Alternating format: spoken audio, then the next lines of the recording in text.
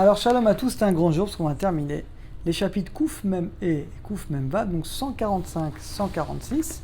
On finit Bezrat Hashem tout de suite. On est arrivé à l'Alacha Yud Aleph. Anoagim, Likroeta Parasha Balpe, Belacha. Ceux qui ont l'habitude de lire la Parasha par cœur à voix basse. Bécha, au moment où le Chazan il lit dans le Sefer Torah. Alors, il n'y a pas besoin de les empêcher parce que les choses normalement qui sont écrites, il ne faut pas les dire par cœur.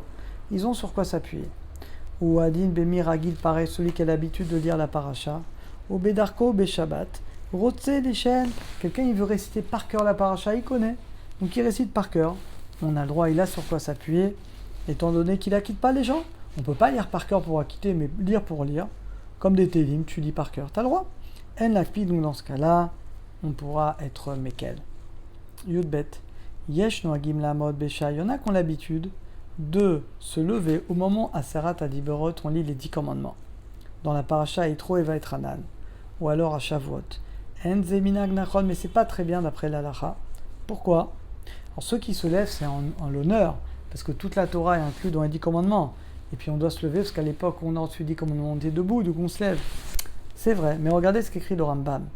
Il dit Yesh la chouche baiser, il y a lieu de craindre que, et moi je l'ai déjà entendu de gens qui étaient honnêtes, des gens qui m'ont dit ça avec une bonne foi, en disant Hachem, il a donné que les 10 commandements, le reste c'est Moshe qui a écrit. Et le problème c'est qu'il y a des gens qui pensent ça, et c'est très grave, c'est de la picorsoute. Cette personne, elle est considérée comme un hérétique. La Mishnah, le Rambam, si quelqu'un dit une lettre, c'est Moshe de lui-même qui l'a écrit, c'est un hérétique, tout a été transmis.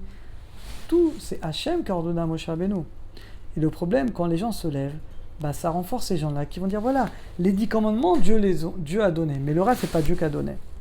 Venotimia leposhim, et on va donner la main aux fauteurs, on va leur donner un argument. Donc le Rambam dit on n'a pas le droit de se lever pour les 10 commandements. Yesh limprot, il faut donc réprimander les gens qui se lèvent. Mikol Sheken a plus forte raison. Bimkom, quand Talmidei Chachamim Bekim, quand les sages qui connaissent bien la lachot Yoshvim, ils sont assis à quoi? Tu sais mieux que les rabbanim, toi. Si les rabbanim sont assis, tu dois t'asseoir. Yesh limprod, donc il faut réprimander celui qui se lève. Mishum yoharei. Yoharei, c'est un orgueilleux, il se croit mieux que tout le monde. Vechen kadvu kadma achoronim. On mâche kadvu ezeposkim, ce que certains dictionnaires ont permis de se lever. Ils n'avaient pas les réponses du Rambam, mais c'est vrai que les poskim qui ont permis, c'est une chouva du Rambam qui n'était pas connue de tout le monde. Donc les rishonim, les maîtres qui ont permis, ils n'avaient pas vu la réponse du Rambam. Mikol makom, nos frères ashkenazim. Et en Afrique du Nord, il y avait beaucoup le minag d'être debout. Bemshar kol azman akal, en kol isur, bemash mashkimim. Il n'y a pas d'interdit s'il se lève, même au début. Alors ça peut être une solution, soit de faire monter le Rav, on se lève pour le Rav, soit de rester debout toute la montée, toute la lecture de la Torah. Ce qui est important, c'est de ne pas faire de différence entre la montée et les autres. Et ce qui est important, il ne doit pas avoir dans une synagogue certains qui s'assoient, certains qui se lèvent. Ça, c'est l'autre godedou, c'est sourd. Le Rav, il décidera, selon le minag, selon ce qu'il dit, on fait. Il dit que tout le monde est assis, tout le monde s'assoit.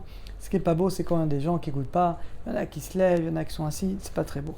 Sinon, on l'offre au Rav, et tout le monde se lève pour le Rav, et comme ça, il n'y a pas de problème. Imolé, l'ikroba Torah, paracha, satibro toaviv ou rabo, voilà. Si celui qui monte, c'est son père ou son Rav, à la ben ou à talmi, donc l'élève ou le fils doit se lever, depuis le tout début, avant la bracha. À l'écart, grâce à ça, on sait que quand il se lève, c'est en l'honneur du Rav ou de son père.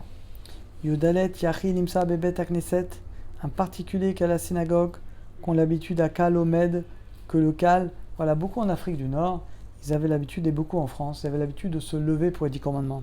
Si toi tu pries là-bas, El Eliado, et tu ne peux pas changer le minag, ils ont cette habitude, ça va faire des querelles. Yagdim, alors ce que tu fais, tu n'as pas le droit de rester assis, c'est un bisayon, si tu restes, c'est une honte. Tout le monde est debout, toi tu restes assis, c'est un mépris pour les 10 commandements. Alors tu vas être racham, yagdim la mot, tu te lèves avant eux, tu te lèves au début de la paracha. Oh l'école apachot au moins au début de la montée. Shazman nikro, qu'aider pour pas que finalement toi tu te retrouves assis alors que tout le monde est debout, et mes alzel, ça s'appelle un mépris des 10 commandements. Ça également, je l'ai vu des fois, des communautés qui se lèvent, des gens qui étudient, qui restent assis, c'est un bisayon, c'est honteux, c'est non pour la Torah.